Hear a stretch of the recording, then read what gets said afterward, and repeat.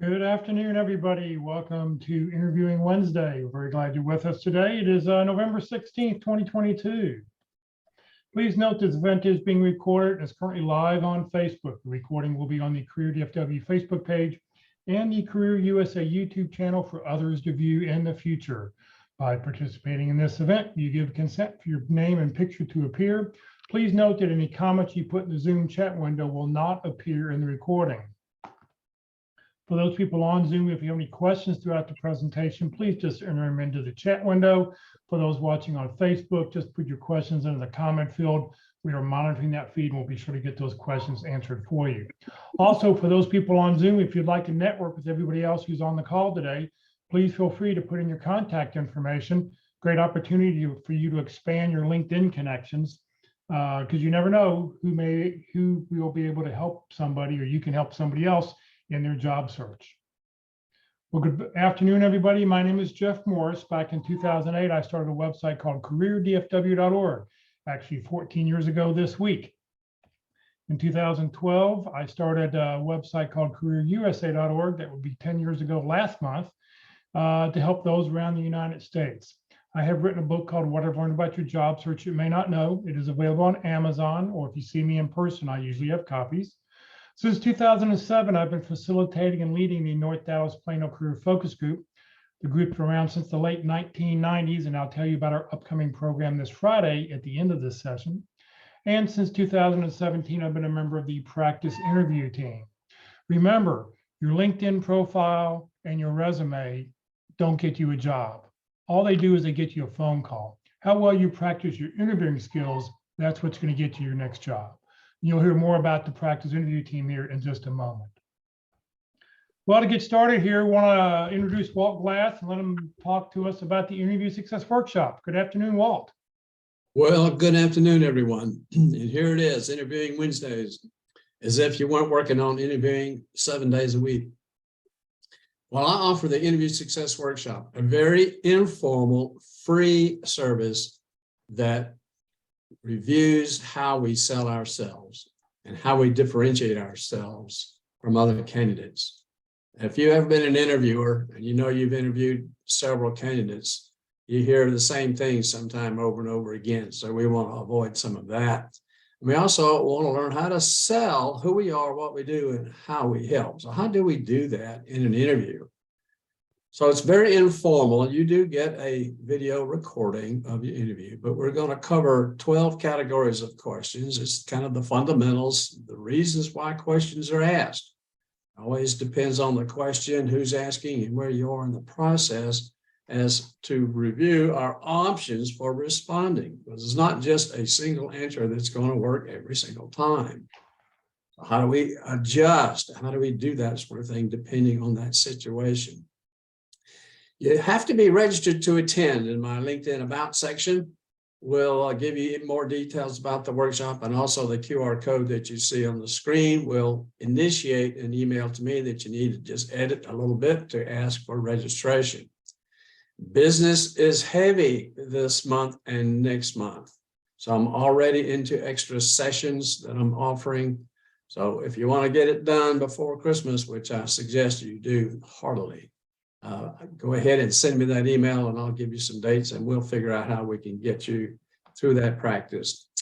I'd like you to have some fun when you go through this interview. It's not a mock interview at all. It's a learning interview. We're just trying to improve our skills and gain confidence so that we walk into that interview, we're going to enjoy it. We're going to look forward to it rather than saying, please God, help me answer these questions. So I'll be glad to have you participate. Just send me that email and I will send you some dates and get you registered. We call it Learning Without Squirming. Thank you very much, Walt. All right, let's hear about, let's see here. Let's hear about the practice interview team. Good afternoon, Ron. Good afternoon, everyone.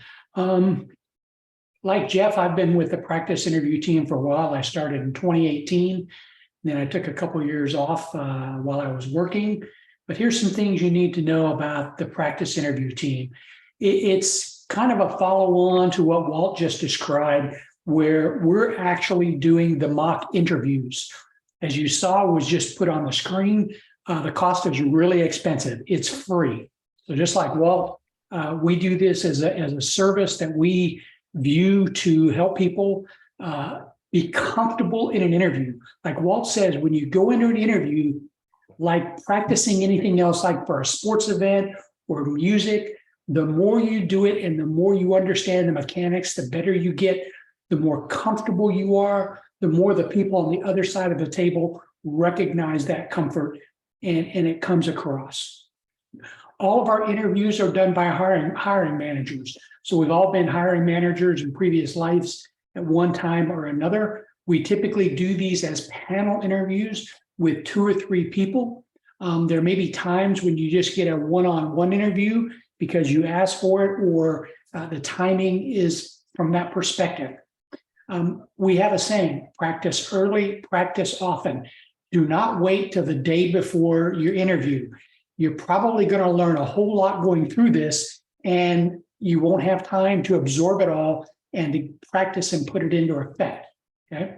As the slide says, if you want to have a mock interview, send an email to dallaspitcrew@gmail.com. We're going to ask you to send us 3 things. Number 1, your resume. Number 2, a job description that you're interviewing for. And number 3, a set of times that you are available.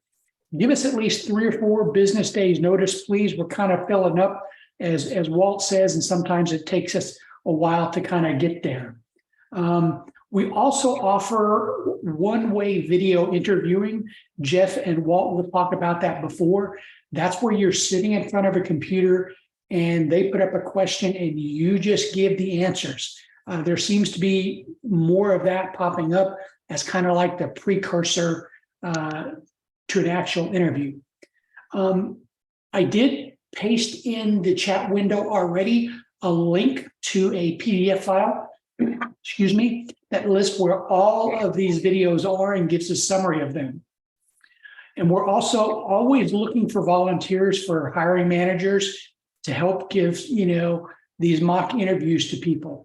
I will be posting some questions in the chat window today. So if you could please keep that open and pay attention to that as we look at going into the next year and we look at more people going back to work in person. We see more of these interviews may become more personal in person. So we've got to kind of figure out how do we kind of morph from what we used to do, which was every Wednesday in person, to this Zoom, and what might that kind of in between or hybrid kind of model look like.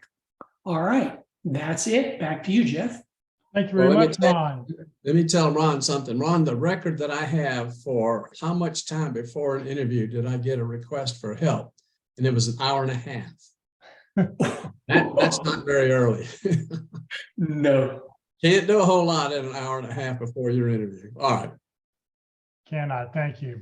Like Ron was talking about, if you'd like to schedule a one-way interview where you're just sitting there with you and the computer asks you a question, you can send your request to Walt Glass at walt_glass@yahoo.com or send it to me at txjmorr@yahoo.com. Walt's got one, we both have the same program, but it's both formatted differently. So Walt's will do it one way, the other, mine does it a different way. We'll send you a link. When you get that link, just go do the you can go do it. Once it's over with, you then we get an email saying that you've completed the interview. We'll send you a link so you can go back and watch it. We won't go watch it. We're just doing this, setting this up to allow you an opportunity to have a one-way interview. So if you're interested, just send Walt or myself a request. All right, today we're going to talk about building rapport, how to establish chemistry with the interviewer, preparation, respect, smiling, credibility, using stories, questions about your experience, how to ask for advice, and how to ask for feedback. So our instructors today are Mark McDonald and Walt Glass. So this is a pre-recorded session, and we'll be back in about 55 minutes, and we'll be able to answer any questions that you have about the presentation at the end of that session. Let's talk about building rapport. So what is it, first of all? Well, it's a connection between two people, right? It's spoken and unspoken things that say we're kind of on the same page. Uh, and if you think of it this way, it's really an art of making somebody feel comfortable and accepted. That's pretty strong. It takes a little bit of effort and wisdom and some practice to do that. Some of us pretty natural at it, but nonetheless, we meet all different kinds of people in the interview process. So feeling how we can make them feel comfortable is important. And so what do we need to know? Well, really, we knew how to connect with others, all right? And it doesn't matter about age, gender, ethnic background, mood, situation, etc. It said, how do we do that? And so that falls under the term of what we call emotional intelligence.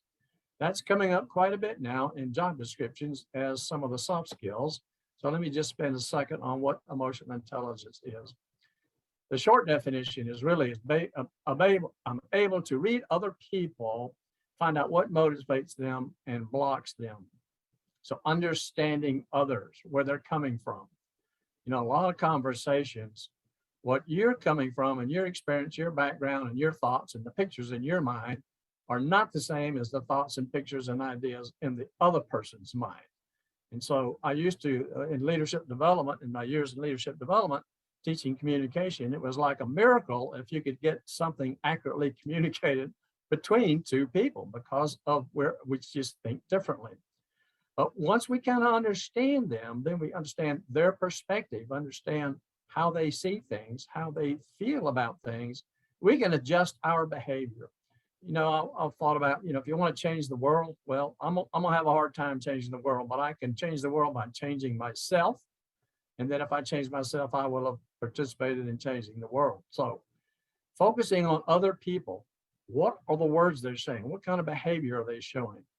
What is it that we can do? And does it match us to be genuine and interested in having them feel good, safe, and enthusiastic?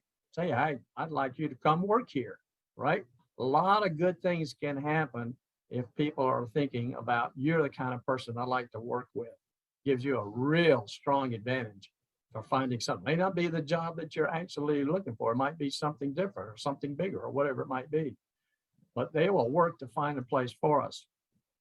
So I talked about the I am, I do, and I help in an interview. So we talk about from our perspective, who we are, what we do, and how we help. But what about them? Who are they? What do they do? And how do they help? Where do they fit into that pattern? So understanding them along those three terms is pretty important as we try to build rapport in an interview. So if we want to build relationships, who do we want to build relationships with? Well, in the job search mode, it's good to rub noses and shake hands and know people and have discussions and conversations with inspirational people. I mean, the job search is a downer most of the time. It's struggle, it's rough, you have ups and downs, you think you're going to get the job and you don't. But inspirational people can keep us motivated, give us more energy. Who are the key stakeholders? Who are the decision makers? What possible connections would be the ones that are important to help us reach the goal that we've set for ourselves? So interviewers and hiring managers are certainly the people that we want to build relationships with. Some people say it's the likability factor, which is kind of a one-word summary of a lot of different things. Do they like us? Do they like that? Well, first of all, do they like who you are? If they don't like who you are, the rest of it doesn't really matter. But if they like what you do and the activities and the task and how you go about doing them and the processes you use, and particularly, do they like that you are achievement driven, that you are results oriented, that what makes you happy about a job isn't necessarily finishing a project, it's the results of the project that really drives you. That kind of talk is a lot different. So who am I? I'm the kind of person who likes to achieve these results doing these tasks using these types of skills, these soft skills. Employers are always asking this, basically in an interview. Their objective is, can we do the job and will we do the job? I used to call that the Kenny Willie principle. Can this person do the job? Many candidates can do the job. Many can. But the question is, do they exhibit characteristics that show that they will do the job? If it's just a job you can do, but it's not one that energizes you, you will come across different in an interview than if this is one that energizes you. Will you be a good team and cultural fit? Very critical and very important. Can they manage us and can they afford us? So those are the kind of things they're trying to look for and answer. If we can build a rapport and them have a good feeling about those answers, that's very, very positive. So in a nutshell, rapport is about feelings. It's an emotional thing. You don't build rapport psychologically. You don't build it mentally. You don't build it with skills necessarily. It's a combination of things that I have a good feeling about the candidate. Your attitude and your feelings are important. Would you agree that we kind of like people that are kind of familiar with us, think like us a little bit, have some of the same values that we have, are looking for someone that says, I enjoy talking with you. I had a date and I told the person I enjoyed talking with them at the end of the phone, and they were insulted because it sounded like, oh, I enjoyed talking with you. Really, my message was, I enjoyed talking to you, okay? But it didn't come quite across that way. So I didn't demonstrate enough during that conversation to convince them that I really enjoyed it. So that was the difference. So I changed my ways.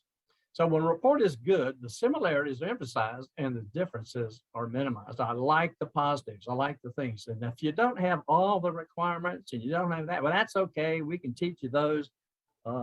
We can figure out how to resolve that. So some of the requirements are relaxed when they find somebody who would really be a good person to work with. And also, if you don't have some rapport, how can you have a successful communication? So it's one of the elements to help us communicate effectively. So how do we do that? Well, we need to find the company and engage on current issues. So we need to get armed with some information to prepare so that we can accomplish building that rapport. Want to find something in common with that person. So who you're talking to, research them. Finding something in common is huge. It really makes an immediate and instant connection. And of course, your first impressions count. So we've got sessions on the opening, we've got sessions on preparation and things like that, where how the opening and that statement of enthusiasm is very, very critical. But how you look, your clothes, hair, expressions, etc. How do we stand and sit? How do we walk? I thought something was pretty good because in the military, in the basic combat training, they teach cadets how to walk with purpose. So when you walk with purpose. And I thought that was a great expression. So that when others see you walking, how are you walking in? Are you dragging or are you working in with purpose?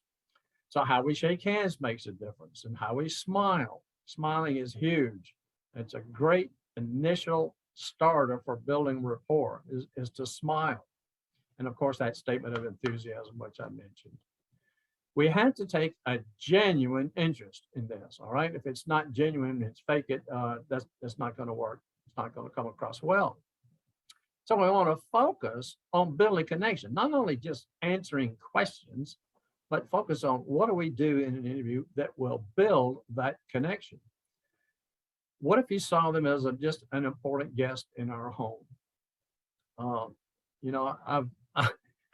When my wife was president, I lost her a few years back, but she could be talking and she was not really happy with me. She'd say, I wish you wouldn't do that, something like that. The phone would ring and her demeanor and voice and attitude changed immediately. Just clicked the switch and she was so friendly and so nice. And I said, gee whiz, strangers get more help, more appreciation than I do. Okay. But nonetheless, as an important guest, one way to visualize that person as a guest, not an interviewer. Remember Stephen Covey's 7 Habits of Highly Effective People that came out several years ago. That habit 5 says, seek first to understand, then be understood. So listening and being a good listener is important. Now, how do you demonstrate being a good listener? Well, we nod, we smile, we make a comment, we agree, we can do things that say, I like what you say, that indicates that. When has an interviewer ever gotten a compliment in an interview? Very, very rare. Let's give you an example. I've heard many, many times when the question is asked, the person says, That's a good question.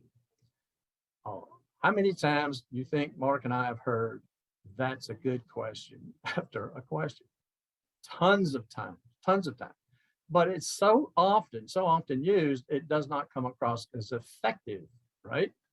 So instead of saying that's a good question, you can say something like, I'm really glad that you asked that particular question. I think that is a key element for someone to be successful in this role. Thank you for asking that. Okay.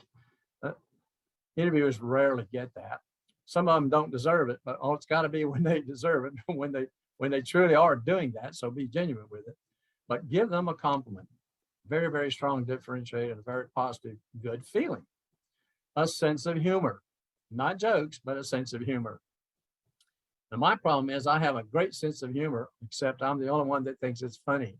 So the rule is they've got to think it's funny too. So you got to know a little bit about them before you throw out some humor, right? You got to kind of test the waters, see what if they are kind of humorous and they do some things, then perhaps it's okay for us, but don't just jump in there with the humor. Here's some things to avoid. Boy, today, you want to talk about politics? I'm so tired of politics. I don't want to talk to anybody about politics.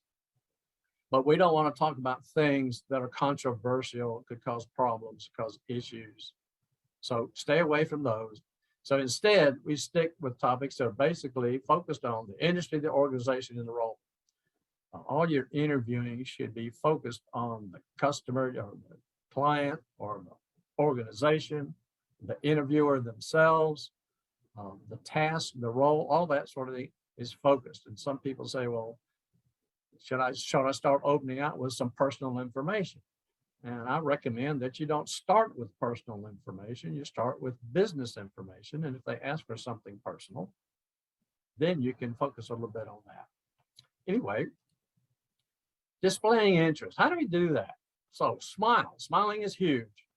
One of the presentations, I give a lot of pictures and say, which one do you like the best? And one is a smiling baby. And the majority like the smiling baby.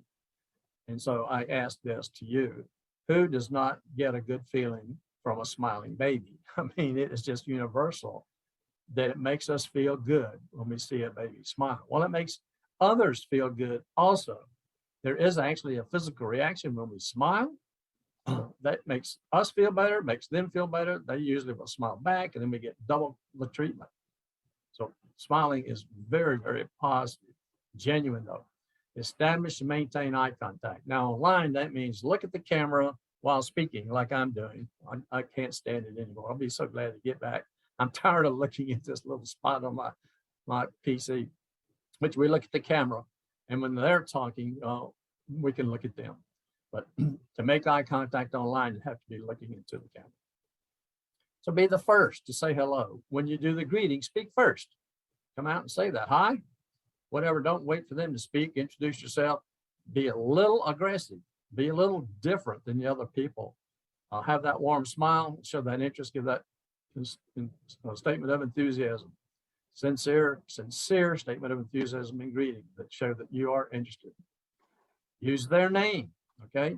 If they call you by first name, you might have a feeling that you can call them by first name. You don't want to be careful about that. It also depends on what you know about them. So do your research on people so that you can understand how friendly they are. I have one person in the practice interview say, here's an example greeting. And I say, I am excited to be here. It's great to meet you, Mark, because we've already introduced ourselves and know the names. I'm excited to be here, and I look forward to having a conversation.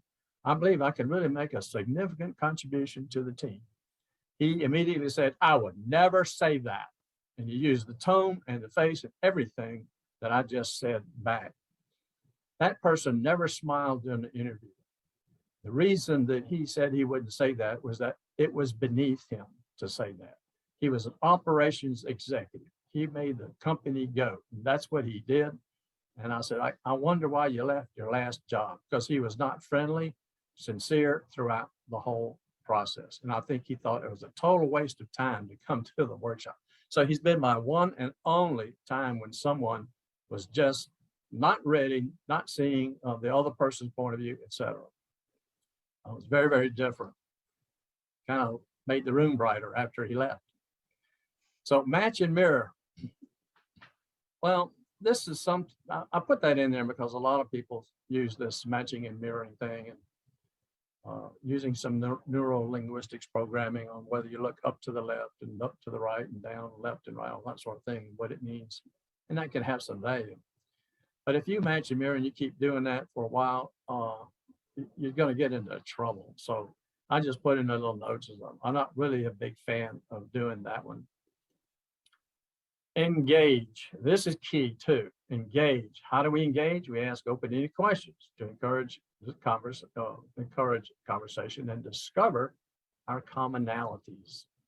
How do we build rapport with a person we don't know? I mean, I don't know how we could do that. So we got to find out that I am, I do, I help, and they are, they do, and they help, right? And star stories. Star stories are huge as well, because when a person tells a star story, the other person puts themselves in it, identifies with it, and lives the experience with you. I use the example of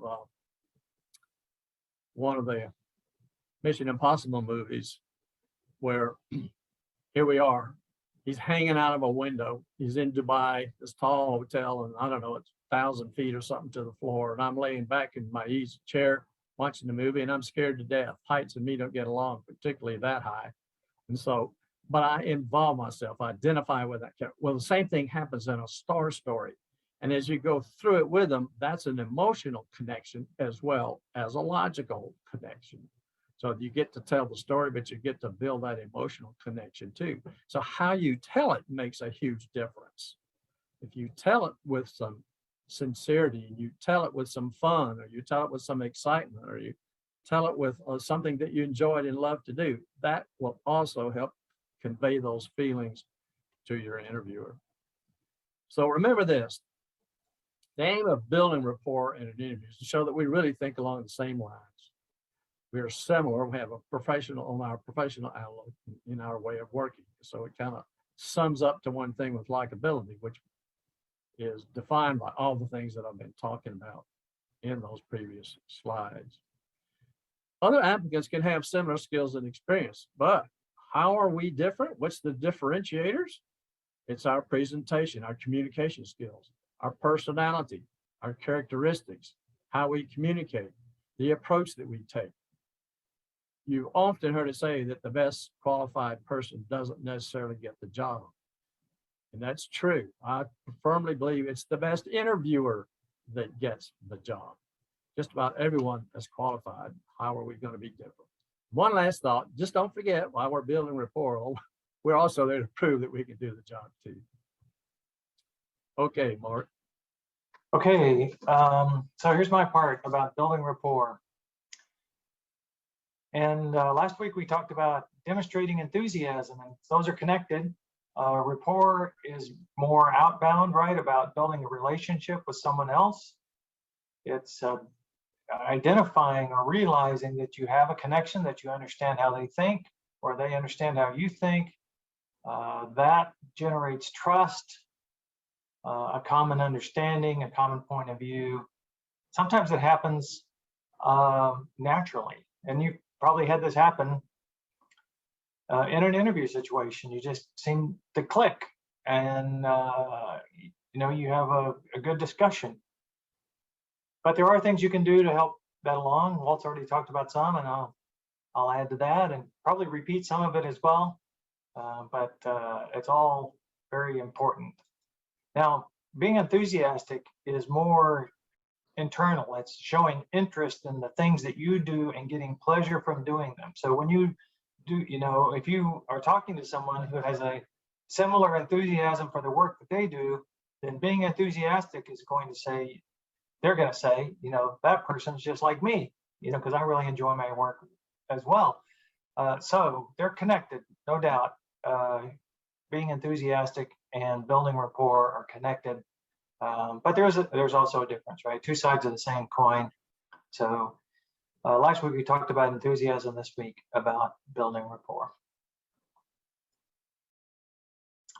Now, if you want to, you can just Google, how do you build rapport in an interview, and you're going to get some information. And let me just go over that. And, I did put this together, I don't know, a few months ago, and it ended up being a lot of text. And I didn't really simplify it, but there's going to be a lot of text here. This is probably something you could read and get a lot out of it, but I'll add some additional comments. So the first thing to do is to, follow the lead of the interviewer. Okay, if the interviewer is not a talkative type of person, then, trying to strike up some small talk is going to fall flat, right? So you got to get a sense of how they like to operate. And there's a tool you can use to look at their LinkedIn profile and analyze it. I don't remember what session we talked about it in, Walt can remember, called Crystal Knows, and it does a DISC assessment of them, DISC, which is a personality assessment of them based on the words they choose to use in their LinkedIn profile. So another example of artificial intelligence, and it seems to work pretty well. And so then you can get some idea in it. And then since it's a LinkedIn tool, it takes the next step, and it tells you how you should interact with this person based on the analysis of their writing, basically the words they choose to use. So that can be helpful to, if you know the interviewer, who it is in advance, and you look on their LinkedIn profile. But barring, maybe you don't have that, you're going to have to get some sense. Okay, so get some sense of, are they all business? Is there room for some social interaction? And there's a clue on how long your interview is scheduled for. And I say if your interview is scheduled for an hour or more, then there's going to be time and probably some desire to have more of a conversation and get to know each other better and build that emotional connection. So more chance to have rapport than if it's a 30-minute or even a 45-minute interview. That could just be an all business interview. So be aware of that before you go in. Answering questions and then asking questions is a really good way to build rapport. And so this can be a back and forth thing, what I call, Jack Beck, I think, calls pop-up questions. So they ask you a question and that generates a follow-up question with you. You don't want to use that too often. But asking questions in general, especially at the beginning, to understand what they really need, how you can help them, that demonstrates your interest and can make a connection between you and the interviewer, because when they realize that you are hyper focused on how you can help them, it will really improve their perspective on your candidacy. Okay. Now, it can be appropriate to talk about hobbies or common interest. And Walt already mentioned, stay away from politics and religion. But if you go to their Facebook page and see pictures of them playing tennis, you might just mention in your introduction that if you play tennis, if it's true that you play tennis as well. They may or may not react to this, but it's just planting a little seed that you and the interviewer are not that different. You both like to do something. You might see them on the lake, or you might see them I don't know, riding a bicycle. That's what you can glean from looking at some of their pictures on Facebook. And so that's a topic, something you can just mention kind of in passing. You can include it in your opening statement. When we talk about the opening statement in session 6, I suggest that you just put one little personal tidbit in your opening statement, because it's really more, as Walt said, more about your ability to help them in a professional sense. But it doesn't hurt to humanize yourself a little bit by mentioning something that you're interested in doing outside of work. And if the interviewer has the similar avocation, then you built some rapport. Walt mentioned this as well, active listening. So you exercise those skills. They want to see, and that you're really interested and focused on them. And I think all of these are mostly duplicates. You got a first impression. Still, even in the virtual world, you have a first impression when you first pop up. Listening skills, finding a common ground, shared experiences, be empathetic, I think Walt calls this emotional intelligence, but you can be empathetic around other things, especially I think when you talk about being laid off. This is actually another good way to demonstrate business acumen. But employers, hiring managers, at least I can speak for myself, I like to hire people who understood the bigger picture, right? The bigger picture is what's the financial environment, the industry environment, the regulatory environment that they're working in. And so that gives them a little more understanding when things have to change, up to and including things, staff has to be reduced. And so when you talk about why you left your last job, why you got laid off because of COVID, you can say things like the company, needed to lay me off because business was not strong enough to continue to support my location. When you say the word, unfortunately, I got laid off, that's a trigger word for me. Who's it unfortunate for? If I'm the hiring manager, it might be the most fortunate thing that ever happened to me is getting you on my team. So it's those, but you get an opportunity to demonstrate empathy. And I got some other examples in here about demonstrating empathy. And Walt also talked about mirror and match mannerism. So like if you go to the internet, this is what you're going to see. I don't recommend you even attempt to do that. If it happens, if you notice it happening, that's great.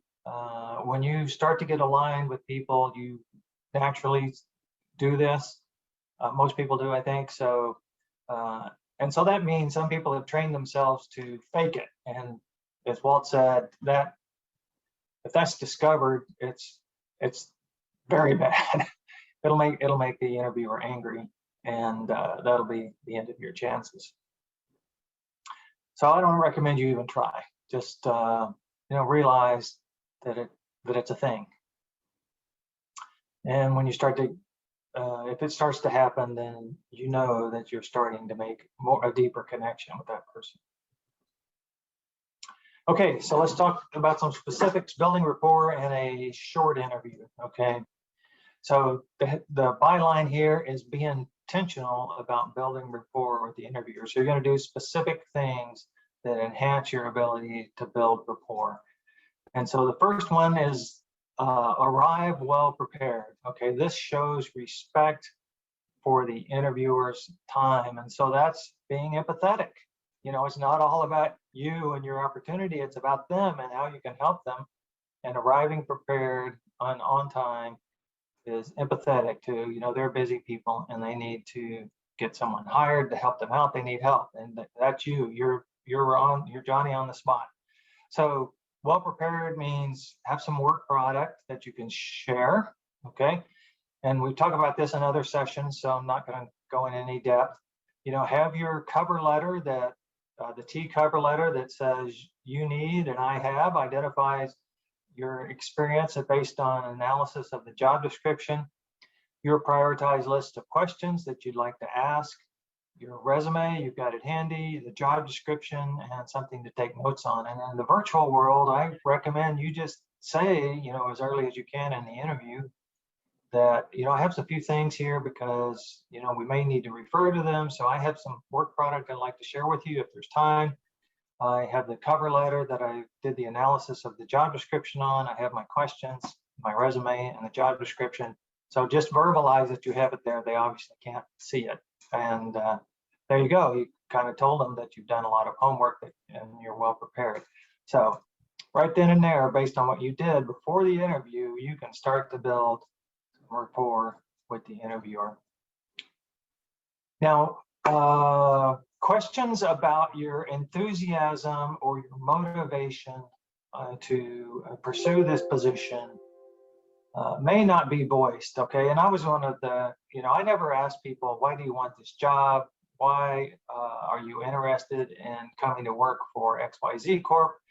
At the end of the interview, I'd make some assessment about their motivation or their interest in the position based on the totality of the interview, right? So, but I recommend now that you just get ahead of that question because every hiring manager is wondering about that. Can you do the job? Will you do the job? Can I manage you? These are the things that Walt mentioned. So go ahead and tell them right up front. Tell them why you have enthusiasm for the job. why you have enthusiasm for the company, and how it kind of fits into the arc of your career. And we cover that in openings and closings, which is session 6. So if you want to go review that, take a look at session 6. But that's getting ahead of the game. That's anticipating that, you know, the concern they may have or the question they may have in their mind, that you start to address it before they even ask about it. Okay. Anticipation is a strong way to build rapport. Okay. Anticipating, knowing what they're thinking and answering it before they even ask it is a great way to build rapport. So your statement of enthusiasm, to go and take a look at session 6. I'll cover this really briefly. Should answer the question, why are you interested in this job? And so this is like the first thing out of your mouth. It can be part of your greeting as well. And then you have an opening statement that follows next. About 70% of the time, you're going to get a chance to make an opening statement. And so you're going to talk about 3 achievements that you believe they're going to be very interested in hearing about, that are based on the job description. So you need to prioritize the top 3 things you think there are issues that they need help with based on the job description and any other research you might have done. But right up front, you're going to try to tell them, I know what you need and I am able to help and I enjoy doing it. Okay. Now, you may guess wrong, you may not have it right. So right after that, you're going to start asking the clarifying questions about what that person perceives as the most important priority. But right here now, you're making a strong attempt to connect with them through your work experience to things they need help with. Okay, so you've invested some time, some effort, some analysis, maybe some informational interviews with other people in the company to make this a really strong introduction. And, you know, that'll go a long way for building towards generating rapport with the interviewer. Okay. You're having a mind meld. And I think I just mentioned these. Session 5 talks about analyzing the job description. Session 6, openings and closings. And session 11 will be next week, but you can go and look at the one we did in April, informational interviews. Okay, star stories. So creating a shared experience through your story, and you know, especially stories about successes. Hiring managers have had their successes, and stories about difficult times. Okay, those can be really, I think, an opportunity to build some rapport. How did you get through a difficult time? Sometimes the question comes, you know, tell me about a time that you failed. Tell me about a project that didn't meet its goals. They'll ask you, and you get all worried. You know, they want to know how I screwed up something. But it's also an opportunity to say how you got through it and into a learning experience. And that's a great way to, you know, have a resonant moment, so to speak, with the hiring manager, because everybody, or the interview doesn't have to be the hiring manager, because everybody's had those things in their careers, and some of them got through them well and some of them didn't get through them well, but they've all, you know, been in those anxious moments when things were going south. And how did you get through that? How did you get through that? Also, being able to tell these stories with brevity. I think I got that on the next, if I click one more time. Yeah, being able to tell these stories with brevity. Okay, let's say it's not a negative story, it's a positive story, or it's a question about using some skill, especially a soft skill. Being very focused and brief builds your expertise, you know, the perception of your expertise and your effective communication skills. Okay, so there's another good way to build rapport. Answer the question, you know, can I manage this person? Are they going to come into my office and spend an hour, you know, telling me this long-winded story when it could have taken 10 minutes? So right in the interview, you're demonstrating your expertise by being brief and to the point, and your communication skills. Okay. After you tell the story, you may want to ask a question to glean some information from them. So getting them to talk in a focused way. So who was it? Brian asked this question about unfocused interviewers. So we're going to address that here at the end. So maybe in an unfocused interview, you don't want to ask them a question if they can't, give a focused response. But assuming, the interviewer, is focused, then getting them to talk about their issues, getting them to talk is going to build rapport, right? People like to talk about themselves. Now, this has to be measured, and in a 30 and 40 or 45-minute interview, you don't want to ask a whole lot of questions because you don't know how long the interview is going to take to answer. And that time may eat into your time to talk about how you can be of help. But one or two attempts at this during a practice interview, during a 30 or 45-minute interview could be a very effective way to build rapport, okay? Brevity is always better. So we talked about having 90 seconds to tell a star story. If you can tell it in less, or you can answer a question and just a direct question in less, then brevity is always better, okay? Builds trust that you have mastery of the topic. Okay, when you get a chance to ask questions, you want to personalize them, okay? Not just a question like, here's a generic question. What are the characteristics required to be successful in this role? It's a good question. That's very generic. You might say instead, from your perspective, what are the characteristics required, so on and so forth, to be successful in this role? Another personalized question, which was invented by one of our sales professionals who came through the pit crew, is they would always ask relatively early in the process, did you write the job description? Is this a document that you offered? Most of the time, the answer is no. Okay, they did not. They're not the originator of that job description. So there's the opportunity to say, so what is most important to you for this role? What is most important to you for this role? That's a very personalized question. Okay, and doesn't have to be the hiring manager. You can ask anyone this question, anyone that you interview with.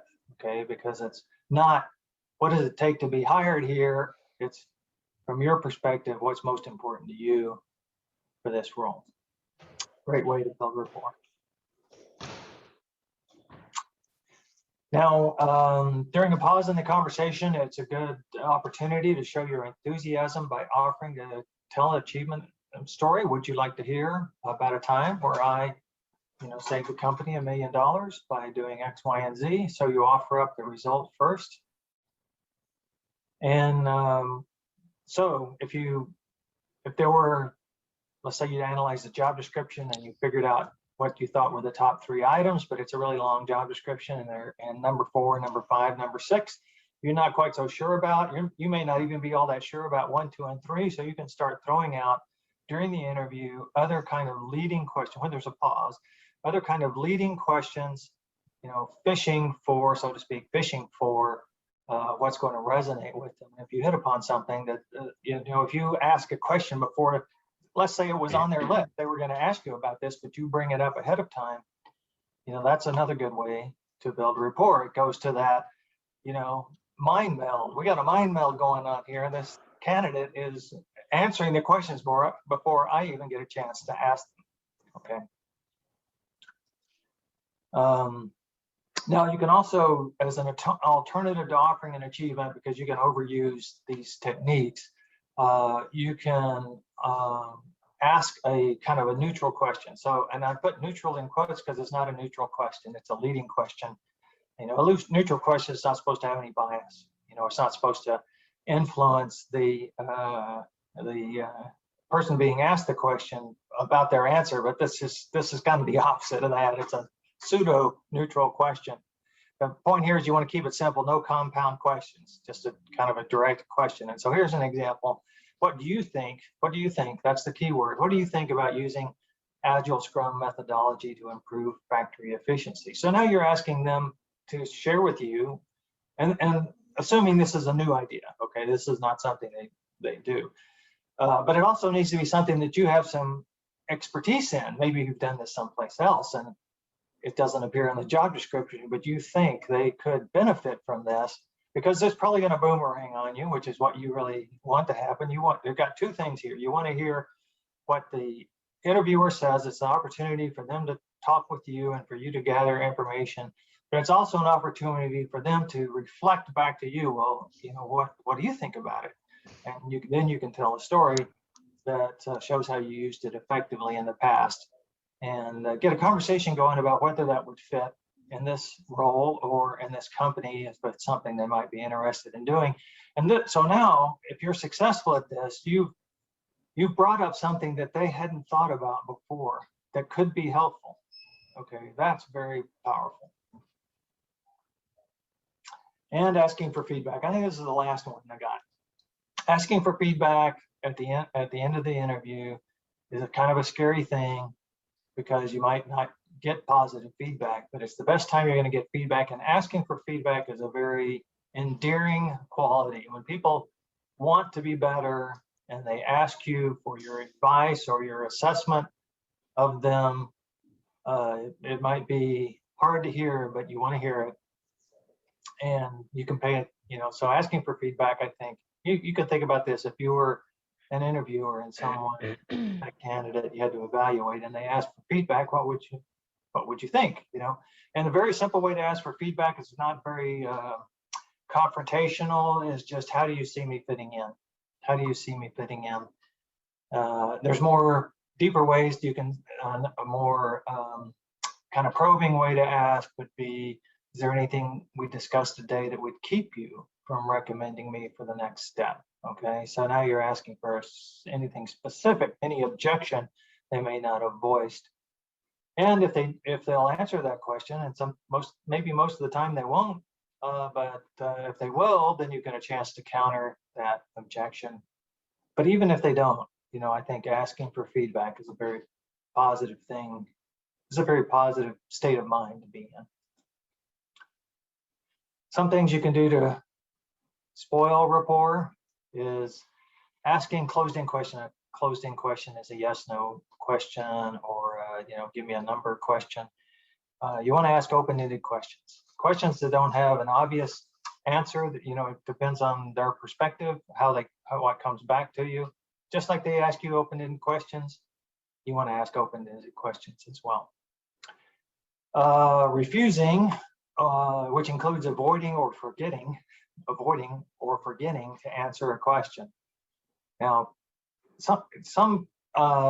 when we interview kind of senior level candidates in the pit crew, oftentimes they get asked compound questions, because compound questions are pretty tough. You got to remember the first question and you got to remember the second question. And a lot of the time people forget to answer the second question. So that's a little more advanced interview technique. And so it's incumbent on you not to forget to answer a question. So that's when you can make a note. They ask you a compound question, sometimes they're even 3 parts. You need to jot down, so you make sure you come back and answer all 3 questions. Redirecting. Oh yeah, so if they ask you a question that you don't have a good answer for, then or let's say you don't have the relevant experience, then you want to answer with an adjacent example, right? So they may say, do you know how to use this tool? And you may say, well, I have a lot of experience with this related tool, and I'm looking forward to learning more about the tool that they mentioned.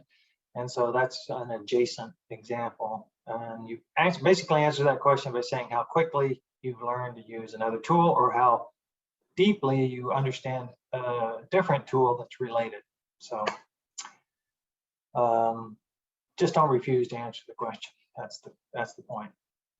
And don't ask questions that you could answer yourself if you've done enough research, or done some research, or any research, right? So don't answer questions that are readily available on their website. Don't miss the opportunity to query, if there's a recruiter involved, to ask them a lot of questions, so you don't have to use up time during the interview getting answers to basic questions. You can focus on explaining how you can help and building rapport. That's what you want to do. All right, yeah, I forgot about the poll. I put the star in the wrong place. Okay, well, after the poll, we have the great video that Scott. Here we go. So here's what we want to know. And so you have to be an interviewer, here, and we talked about a lot of things today.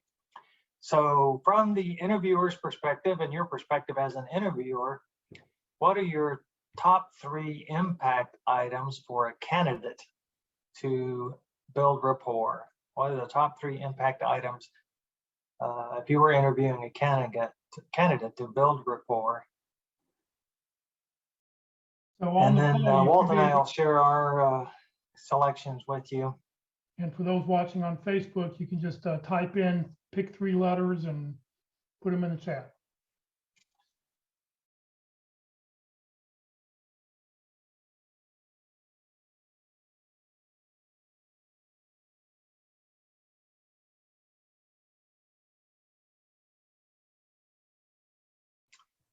So I think an interesting thing to think about this is which you may have answered the question this way, but which three would you use? Which 3 do you feel the most? This is not another poll question, but this is a reflect upon this. What 3 of these would you use? Do you think you could use effectively? Because some of them you may find more daunting than others, but just answer that for yourself. And so my top 3 were C, enthusiasm, D, asking personalized questions, and F, sharing a common experience or star story. Well, what were yours?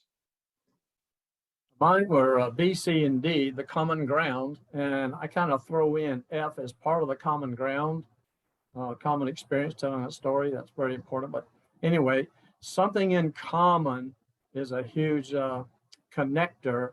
And if you can find out something in common before you actually go in to meet that person, that would be, I think, a good one. And you could kind of bring that up in the very beginning in that opening, which is A, which is also good and important. The enthusiasm and interest, I've asked many people what part of the hiring decision is made on enthusiasm and interest in the company, the job, and it's always over 50%.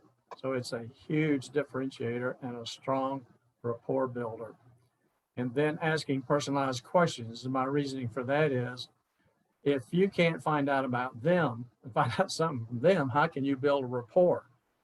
We can't. It's not easy to build just by answering questions and not talking with them, but finding out about them personally. How would you describe yourself? What do other people say about you? Is I think a good question. Or if you're in a team interview, you say, how would you describe your manager? To find out. And of course, Crystal knows might give you some information on that as well. But nonetheless, those are my 3. Yeah, I think I All didn't. good.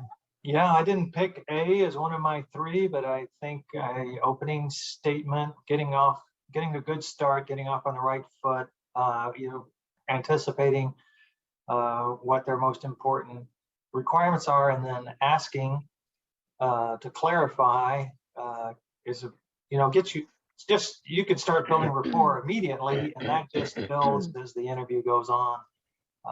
So that's a good one as well. Mrs. Carruthers, welcome. Thank you. Come on in, have Thanks a for having seat. me. Of course. I have been looking over your resume, and I have to say I am very impressed. Oh, thank you.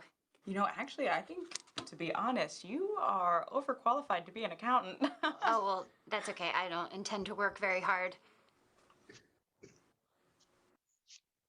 Really? Absolutely. In fact, I only intend to show up when I feel like it, which is good because I have a wide variety of extremely annoying personal habits and absolutely no sense of hygiene.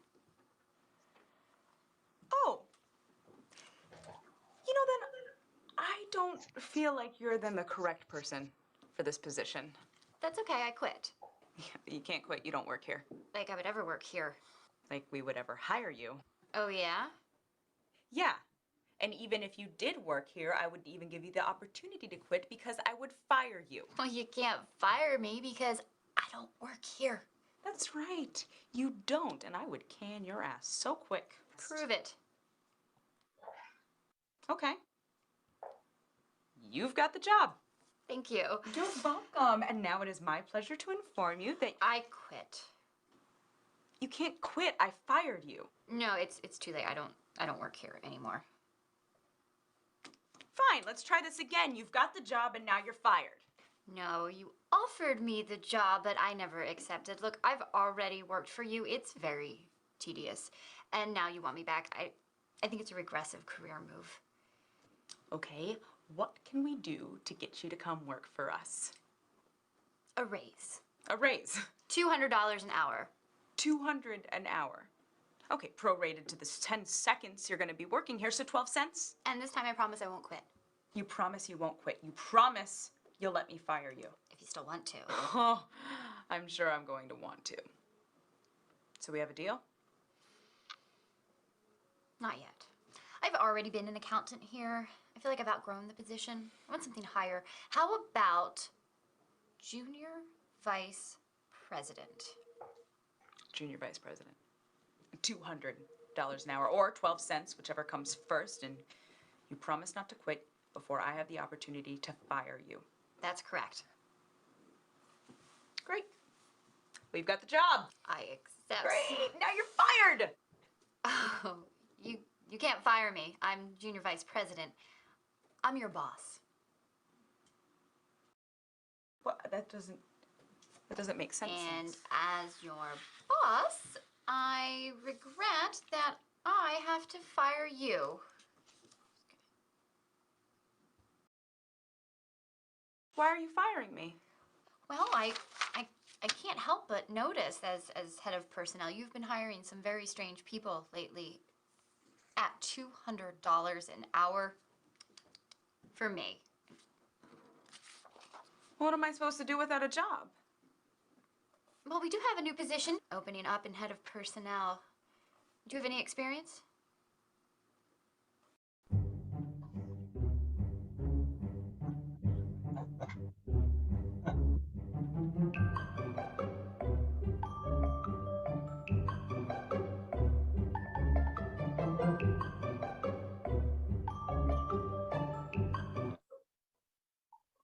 My favorite part of the video is when she takes the pen and moves the cup across the table.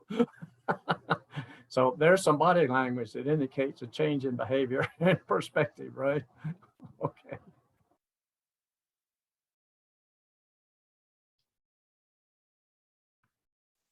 All right, that's our presentation for today.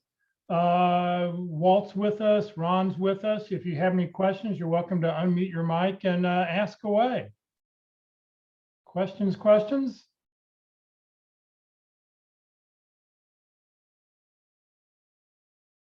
Building rapport is extremely important.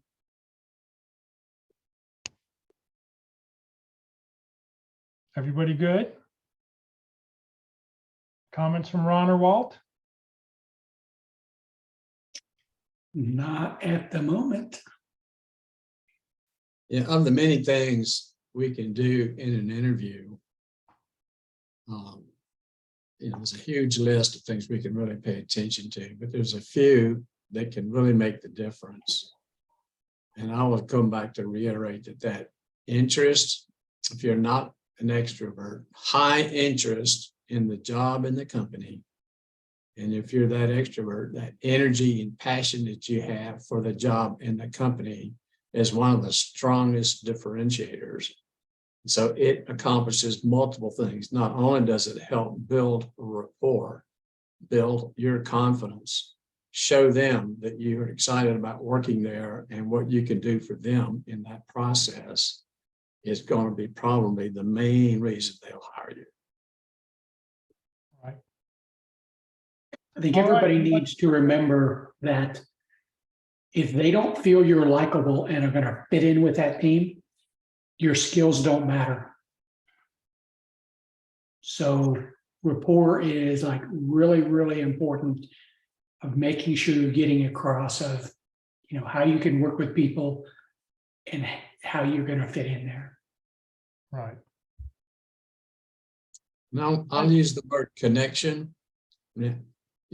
LinkedIn calls them connections. So I call them contacts. Contacts are just, you know each other maybe through some very casual meeting, But a connection is when you've had a conversation, a discussion, you get to know them, they get to know you. That becomes a connection, not just a contact.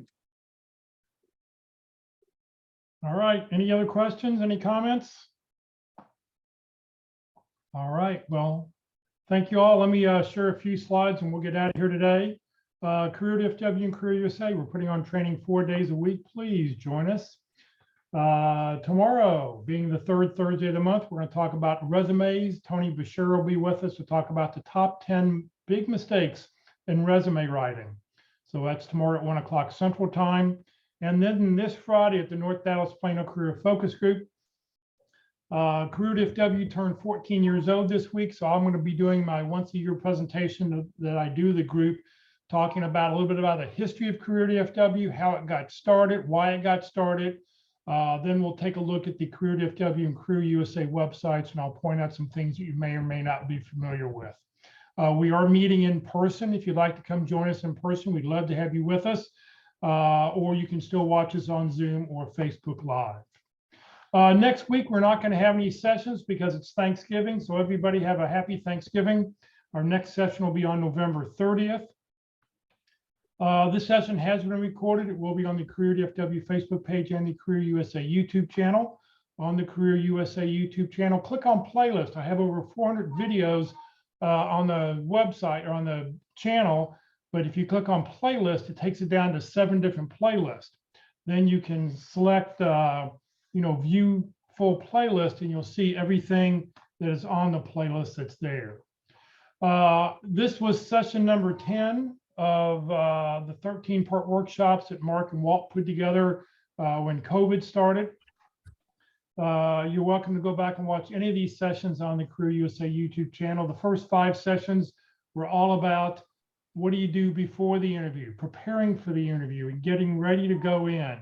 The 5 that we just got done watching over the last few weeks has been what do you do during the interview?